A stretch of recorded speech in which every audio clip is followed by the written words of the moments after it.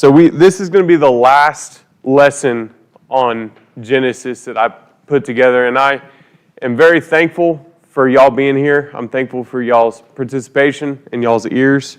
I've had a lot of fun putting it together, and I hope that it has opened your eyes up to what Scripture has to offer, and hopefully given you a little bit of deeper insights into what's in the text and how the text is actually connected to itself. And that, again, it spans Old and New Testament. And I think as you see more of these connections in the Bible, the deeper your understanding is, and it gives you something to go off of as far as your faith. It gives you a little bit of confidence. Every time I see another connection in the Bible, it gives me a degree of confidence in my foundation, and it gives me a degree of confidence that what I believe actually has some solidarity to it. It's there. And it's been there for a long time. And I love the feeling of that. And that's what I want to share to everybody here. And I want to, more than anything, because this class is it has a limited time. I can't talk forever, and you wouldn't want me to anyway. But I hope that it opens up our eyes to how to read the Bible when we're outside of this place.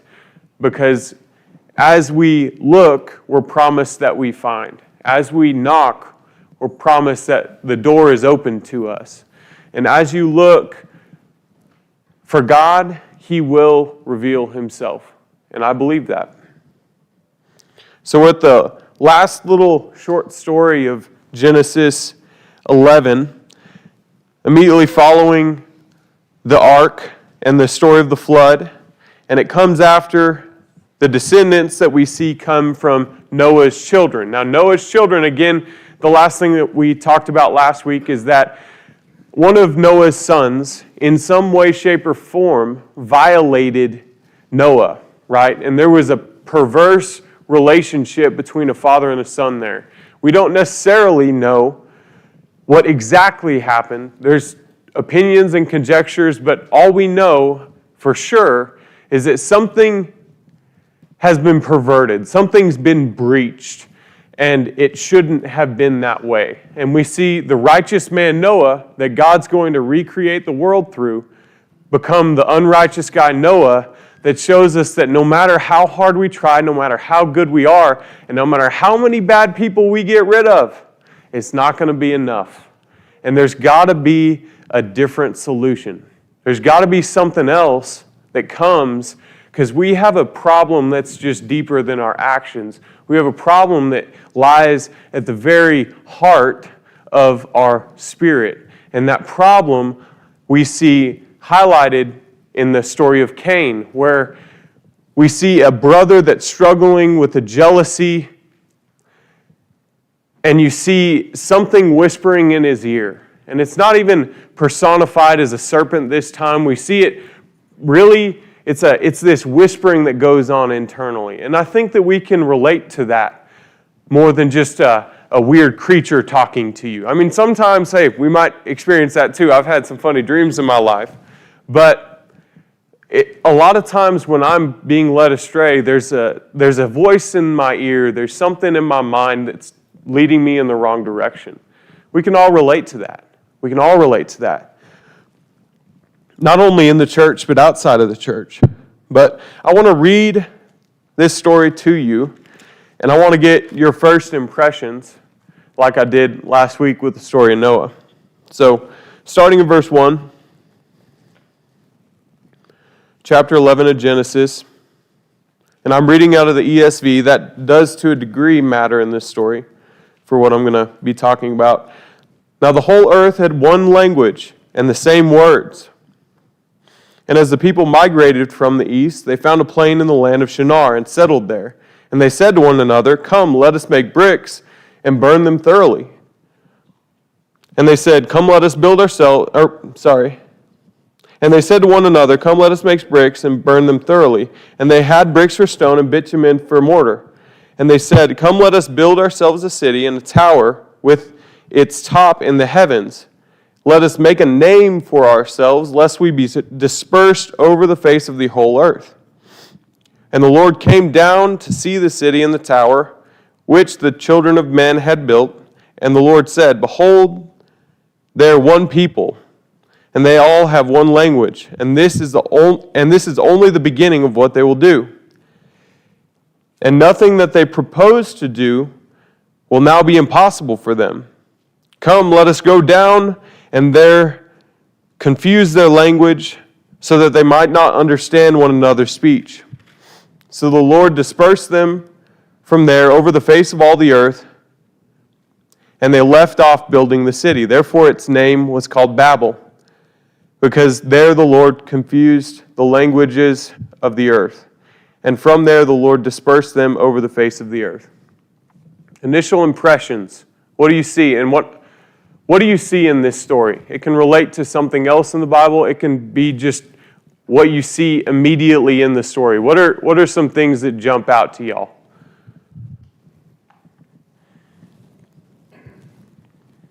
People are trying to find their way back to God on their own, for one thing. Okay. Through their own initiative. Okay. People are trying to find their way back to God by their own initiative. Okay. Maybe pride, because they want to make a name for themselves. Pride. They want to make a name for themselves, right? Okay. What else do we see? Any connections you see with Scripture? Anything you can think of that might relate to this story? I was thinking the Lord comes down to see what they're doing, as if he didn't already know, but yet the same thing happened in the Garden of Eden. That's exactly right. When the Lord came and said, "Where are you?" He knows where they are, but that seems to be rather significant, that he takes on presumably a human form. Right. As he's walking, here it doesn't say he's walking, I think, but in the Garden of Eden, he's walking through the garden. Right. So, You see God approaching, right? Approaching a situation, right? There's several times in the Old Testament that you see that, and a lot of times, there's one time in particular, and I wish I could spout off the section of Scripture, but the Israelites have just gone through a portion of the wilderness, and they fall, they mess up, they do something wrong. And it's almost like God has told them that he was with them, but he hasn't necessarily just shown himself. And right when they mess up, it's like one of them walks in the midst of them and says, "That's wrong." And they recognize it as the Lord speaking to them. It's almost like you don't really realize how close God is until it's too late to realize how close God is. But he reveals himself. What else do y'all see? Go ahead. Age before beauty? Short. Okay. I find it interesting.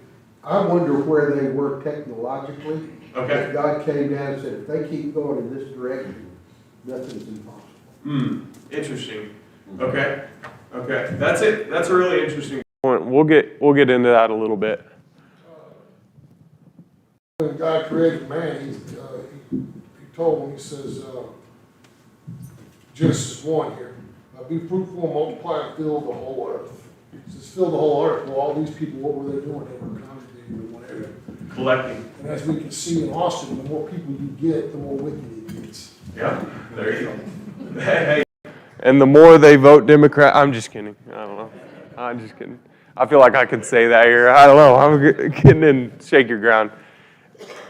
But that's exactly right. The promise, what God called man to do, is to fill the earth, not to congregate.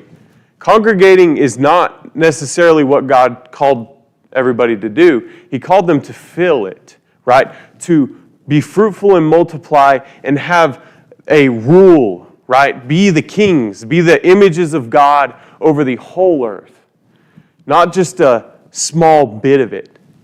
What else? I want to make sure we have an opportunity. Go ahead. Wrong because they say, let's do this lest we be dispersed. They knew that they were not in the right with what they were doing. They knew they were not in the right because they said, let's do this. Let's keep ourselves from being dispersed. Okay? Go ahead. Didn't you want to say People trying to find their way to God on their own terms, then God comes down and he confuses their language. But you go over to Acts, the 2nd chapter, when God is ready to draw people to himself, what does he do? He allows people to speak in all these other different languages that they haven't studied, and so he's drawing people back to himself through that method. Absolutely. That's a huge, huge connection. God calling back the nations of multiple languages and bringing them together through something. That's a great point. Anybody else? Go ahead. It was pointed out that I learned recently on this text, I never thought about it before. It says initially they moved eastward. They were able to leave the garden. They go east. That's absolutely right. Cain's lineage. Yep. They settled east. Here is again, they're moving east. Every time they moved away from God, it was to the east. Yeah. That's an interesting point. So, that's why God loves West Texas. West Texas is east of somewhere, man. And it's east of California, and I get nervous, So, that's a great point. That's a great point. And that's why I said that the translation that you read matters in this situation. And I don't believe that there's necessarily one specific correct translation. The ESV is a word-for-word translation, not to say that is more accurate than any other translation, but it is translating directly a Hebrew word to a best English word. Now, there's word-for-word translations or word-for-thought translations. I looked into several different translations of the verse where it talks about going, congregating from the east, and there's some translations of that verse where it talks about the people that are building this Tower of Babel are coming from the east or to the east. The ESV says from the east, which indicates getting closer to the garden, which is a really interesting point because it plays off of what they're trying to do, right? So you see an attempt at what the garden ought to be, and they're moving in that direction. But in that direction that they are moving, if we're going by the ESV's translation, in the direction in which they are moving, which is going to the garden from the east, they're corrupting the garden because they're building this tower that's not going to be identified or associated with God. It's going to be associated and identified with themselves. Now, that's the translation that I would probably lean on if I was using the ESV translation. But if I was using, I believe the NIV translation talks about the people of Babel moving to the east. And in that situation, I could see it moving eastward. That's right. And so if they're moving eastward, what are they doing? They're getting further from the garden, which would also make sense. The main point being is that these people, whether they're moving from the garden or to the garden, they're either erecting a false garden, which has been a problem, or they're moving away from the ideal, the thing that God originally set forth in that place. Okay? And that leads us into our lesson. But first thing I want to, we'll play on that a little bit more, because it is something I want to talk about. And since we're talking about it, east has a symbolic meaning throughout the Bible in multiple different areas. So the main areas that I'm going to bring up right now are, first of all, the tabernacle. So the door of the tabernacle always is on the east, okay? The door of the garden, we're told, is on the east of the garden. Right? The door of the temple is faced toward the east, okay? So all of these representations of God being somewhere and dwelling somewhere and living somewhere specific, it has to do with, and we need to keep in our minds, this symbol of something being in the east. And so when you move from the east, right, you're getting closer to that eastward gate of the garden. When you're moving to the east, right, you're moving away from that eastern gate of the garden. That's a significant point that the Bible is portraying. Now, I think that Revelation is a really good conclusion to the biblical narrative. The reason being is that the New Jerusalem, we're told that the gates of the New Jerusalem, what would you expect with this symbol that we've been given? Well, probably a gate in the east, right?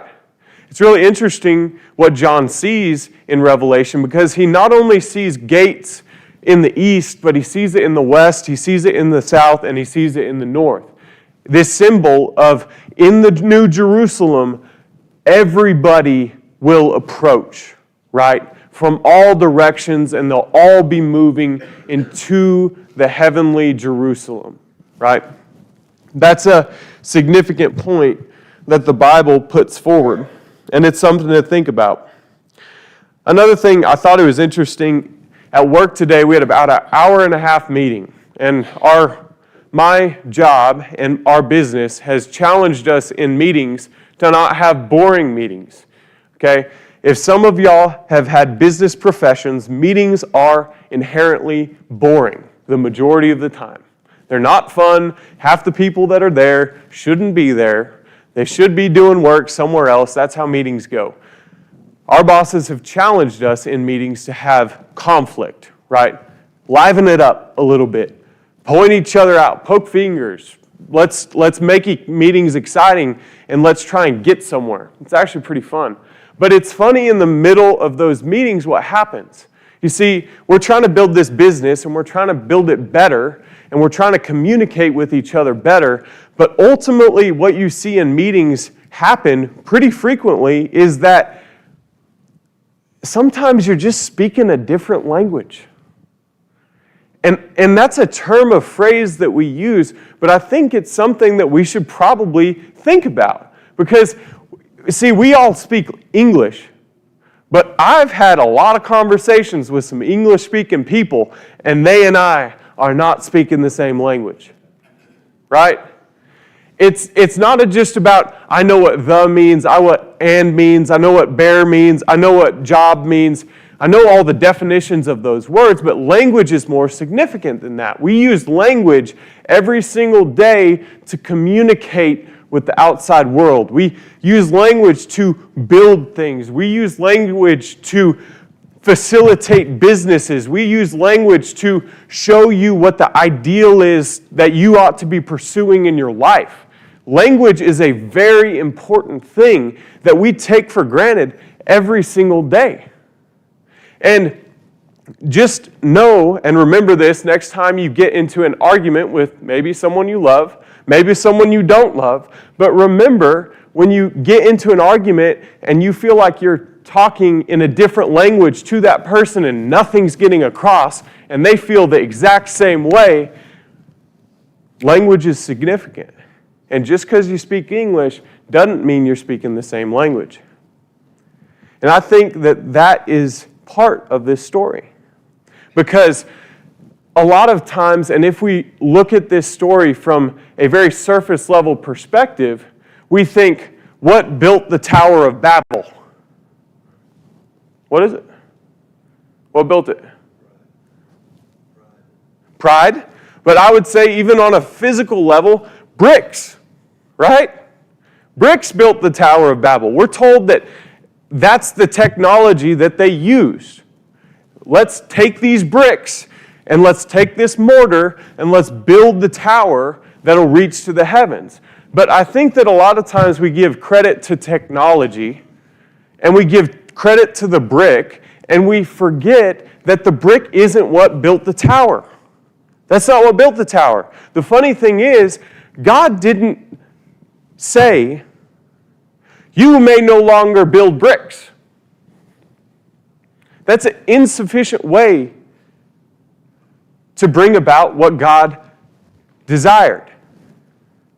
You see, He mixed up their languages, and they just stopped building it. They couldn't work together. They couldn't be on the same page. They couldn't speak the same language. Next time you get on the different side of somebody and you feel like you are speaking a different language, that's because you are. You're not building the same thing. It's hard to build the same thing. It's hard to use the same language.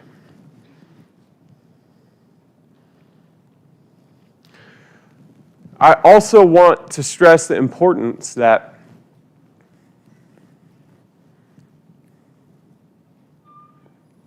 the word in which God created the world has ever since the beginning of time been incredibly significant.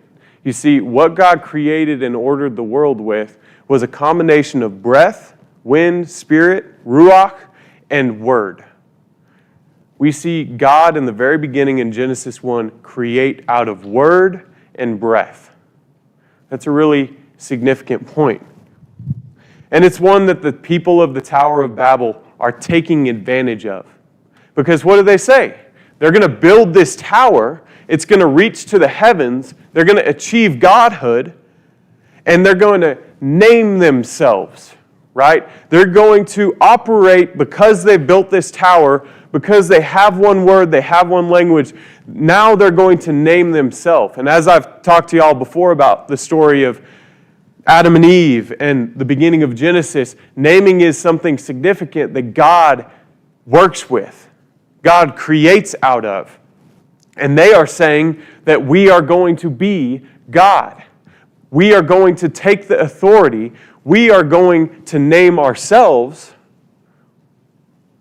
Very similarly, in the same way that Eve took the fruit, in the same way that Cain took his brother, in the same way that Noah took the fruit of the vine, these people are taking what they see as good, and that's the status that God holds in the heavens. And it's an interesting point, and I'm not going to go into this, but I do think it's an interesting point that God acknowledges the power that these people hold with one language.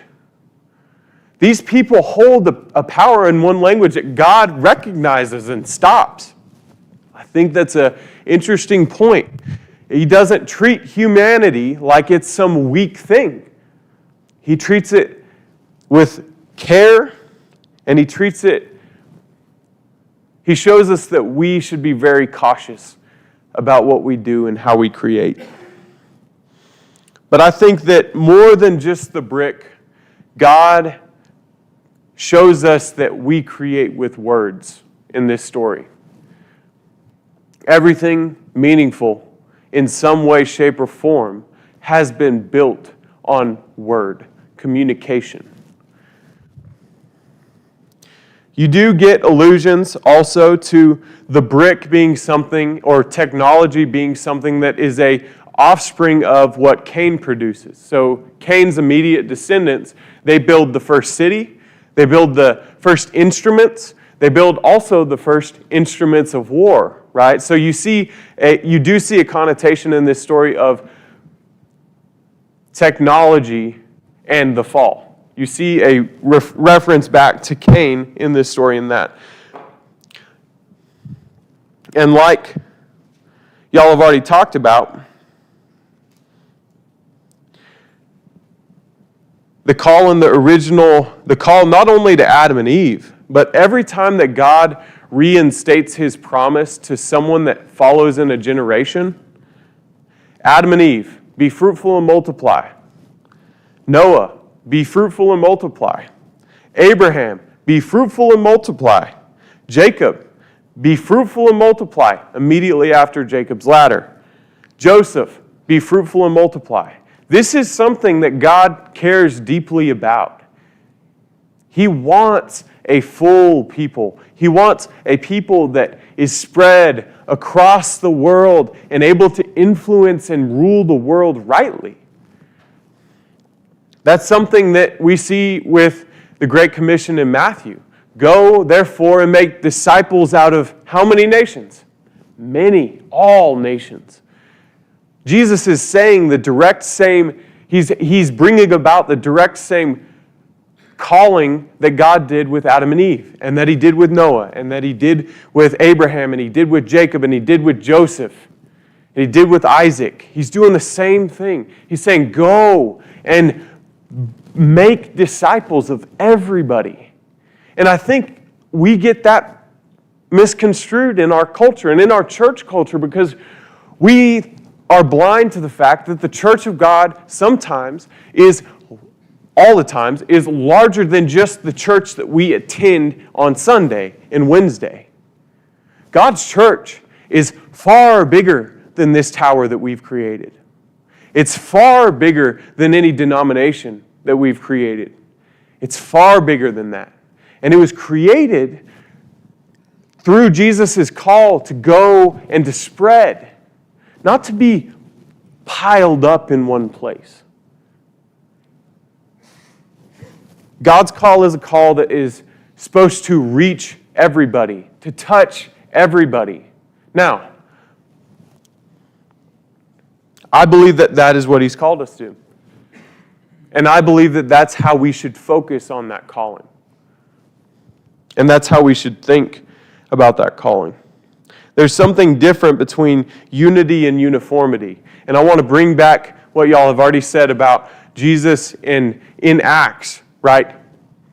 You see Jesus being raised from the dead, and you see a broken and tattered people right after his death, and you see him raised from the dead, and they unite, and then at Pentecost, something very significant happens. And that's that Spirit comes down in tongues and flames of fire, and as you get that picture, you should get pictures of the dedication of the temple, right, with Solomon, of God's presence coming and it's filling a temple, or God's presence coming and it's lighting Mount Sinai on fire. These are all connections to what happened in Acts. All of these things are being said without explicitly stating them, which is God's Spirit is coming down and it's congregating over these people. But the interesting thing that I see in the story of Acts is that it doesn't make them speak the same language. It makes them speak different languages, but they all understand. See, I feel like that's a lesson in what it is to be a disciple of Christ, which is it's not about being the same and thinking the same and believing the exact same thing.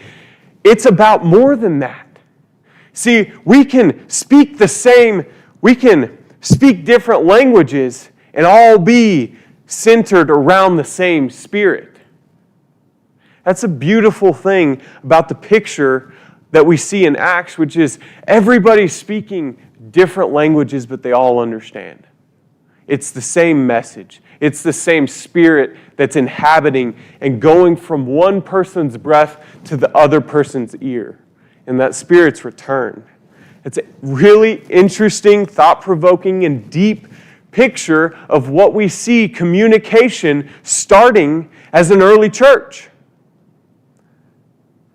And that is the same picture that we should strive to participate in, which is a unity of the body of Christ.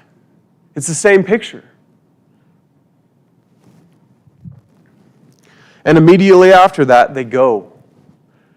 They don't congregate, they go. They spread, they share. They share the gospel. But you see Paul share the gospel with tons of believers. You see Peter share the gospel with tons of believers. And it's not, we have this really good thing and let's keep it all walled up. It's, we have this really good thing, and our calling and our responsibility as Christians is to go and to fill the earth with it. That's our responsibility. That's our job. You also see multiple towers of Babel in the Bible. I love how David went through the story of Daniel. Daniel actually has several different towers of Babel. First thing that you immediately think of, Shadrach, Meshach, and Abednego, right? I know that's the Babylonian names. I don't know the Hebrew names off the cuff, but I grew up on VeggieTales, and so you're lucky that it's not what Shadrach, Meshach. There you go. I don't have kids, so I'm a little lost on that too. I'm out of practice. But you see multiple towers of Babel in the Bible as well. You see in the story of Daniel, all of these nations, right? All of these nations are congregating around one raised up structure. And what are they called to do? They're called to bow down and to worship the structure, worship the idol. It's the same thing that you see with the idolatry in the Tower of Babel. The Tower of Babel, it's debatable, but I see it as the first idol that man erects, that man builds. It's this tower that has a name, right? It's almost this deity-like thing that rises above and the people worship. Well, it's the same picture that you see in Daniel of this image being raised up and all the nations present, and they're called to bow down and to worship it. And it's funny, too, that there's a lot of instruments. There's you would think it would be a little nauseating how many different kinds of instruments are mentioned in that story. But you get all of these kinds of instruments, and I think that is probably a symbol of language. All of these instruments playing at the same time. They're playing the same tone. And you see people bow down and fall on their faces to the image. And you see 3 people not fall and bow down. You also see Nebuchadnezzar being that same image. There's a dream that he has, which Daniel interprets, and he is seen as a tree that grows up and it gets chopped down, and there's a weird part where he kind of turns into a beast and he starts eating the grass of the field, and it's a symbol of him becoming a beast. He loses what he was called to be. He loses his humanity. He loses his image of God, and instead of being the image of God that God created in Genesis 1, he becomes one of the beasts of the earth that God created before he created man. And you see Nebuchadnezzar in this dream, and Daniel interprets his dream, and he says, you're gonna rise up, and you're gonna get to this point where you get so proud and you think it's all you, and you're gonna get chopped down, you're gonna get humbled, you're gonna turn into a beast of the field, and then you're going to repent. And you see this thing that happens in the story of Daniel, where in the beginning of this story, at the beginning of this story, Nebuchadnezzar is glorifying God. And then he tells his story of how he's been proud and how at this moment in his life when he had everything and he looked on his kingdom and everything was good and he felt the power and he said, "Ha, look at me." And then that's when God cuts him down and he becomes a beast. It's a direct relationship. It has direct relationship not only to the beast metaphor that's shown in the creation narrative, but also the Tower of Babel, something rising up to the heavens and being named after one name, which is Babylon or Nebuchadnezzar, and then that thing getting slashed and humbled, and then Nebuchadnezzar actually repents and he comes back to God. It's a really interesting story, but it has direct relationship to the Tower of Babel. Jacob's ladder also represents a Tower of Babel. But it's an anti-Tower of Babel. You see, Jacob, he falls asleep and he dreams, and he sees angels ascending and descending, right? And he calls that place, I believe, Bethel. But he sees angels ascending and descending, and you see this picture, and some of the scholars that I've read says that it's almost the same as the ziggurat that the Tower of Babel would have been, which is almost like a staircase structure that stretches up.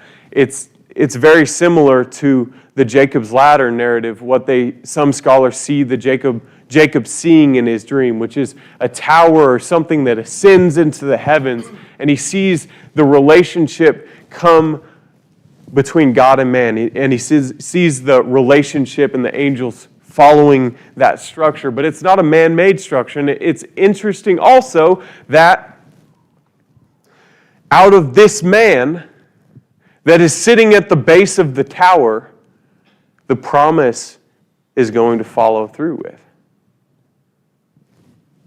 God's building something in Jacob, and it's almost like this ladder. of that one day God's going to have an up and down relationship with His creation. You see it another time in John 1:51. God's talking to Nathanael, and Nathanael marvels at how Jesus I believe he knows his name. And Jesus says, "Don't you know? Truly, truly, I say to you, you will see heaven and earth, you will see heaven open and the angels of God ascending and descending on the Son of Man." Okay, again, we're seeing a structure, right, in which God communicates. But this structure now is not the ladder. This structure is Christ Himself. And in that structure is what we have hope in. And again, going back to the breath and the word that we see in Acts 2 at Pentecost, which is through the structure and through that ladder in which we have, that is Jesus, God is going to communicate to the world. He's going to communicate here, and He's going to communicate here. See, God's all about having relationship with His people, and He's all about that relationship being spread, and that initial calling being spread to everybody that He participates with. Those are things that I see in this story. It's a small story, but it's something that has meaning. And honestly, I probably only barely touched the depth at which this story communicates what we should be getting from it. And I think I want to go back to a point that I had made earlier, which is, let's think about what we build. Let's think about what we build. What do we put our name? What do we put our names under? What do we put our identity under? What are the things that we try and build that we want to identify with? I can think of a few in my own life, right? Political party, that's a name in which you identify. American, our nationality, or work, or family, or whatever else it may be. Y'all know it in your lives better than I know it in mine. But you see, we ought to be very careful as we identify with things of what we are placing our identity in. As you've been saying all of this, I'm thinking about that whole story, like you say, being a story of misplaced loyalty. And I think of Paul warning the Corinthian church, all the divisions and saying, you're of Cephas, or you're saying, I'm of Cephas and I am of, so, but, we're to be of Christ, and in chapter 2 he says, I've resolved to know nothing among you except Christ and Him crucified. And it's just so easy for us to slip into the bad habit of, even in a good thing, placing our too much loyalty into something and then ending up in a place that we didn't intend, because all along our loyalty first and foremost has to be of Christ. Absolutely. Yeah. You see in 2 Corinthians, right? I want to relate with the prophet, not the God, right? I want to be identified with Apollos or Paul, not Christ. And we get so bent out of shape. And I think that's partially why we put so much emphasis when we elect people to be responsible for us, is we don't see that, we see that person is the thing that provides our hope. In that person that gets elected, that's the thing that provides my identity. Or in work, right? That my boss is the thing, or I'm the thing, or our company is the thing, and it rises to the top at the detriment of everybody else. You see, when you try and build a business that's all about this, well, at some point the top's a little lonely, and you've probably stepped on everybody else because you're not looking like this, you're looking like this. You're wanting to build something to the heavens, you're not wanting to spread across the earth. We put our names under things. We all do it. This is me, this is you. We in the church, we do it to denomination, where the only people that are getting to heaven are X, Y, Z, and these people are excluded, and these people are included, and I'm the judge, but we really don't realize that, well, in that moment, we actually are putting ourselves in the judgment seat. And we forget that the New Jerusalem that is created for us is a city that is gates, it's open from all sides. And there's something about the New Jerusalem that you see as well, which is in the New Jerusalem, there's only one light and there's one temple. And that temple and that light is God. But why should we treat this life any different? I mean, in all honesty, and this is the thing that I believe, that we ought to be the kind of people that when we get to heaven, we're not shocked because we don't fit in. It's hard. That's a hard calling. I feel like I step on my own toes. I am stepping on my own toes in this because I know I pursue my work at the detriment of others sometimes.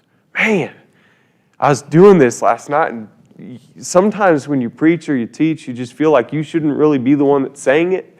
Well, you probably should be the one saying it, and it's a calling for you to actually be the one that lives it. We're called as Christians to be the kind of people that care for and multiply not money, not status, God's love for His creation. That's the ultimate call. That's the ultimate call.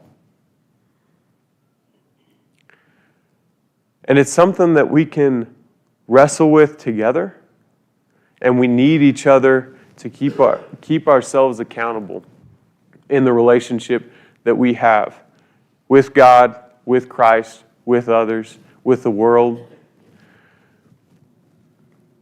The Tower of Babel leaves off with a bunch of different languages.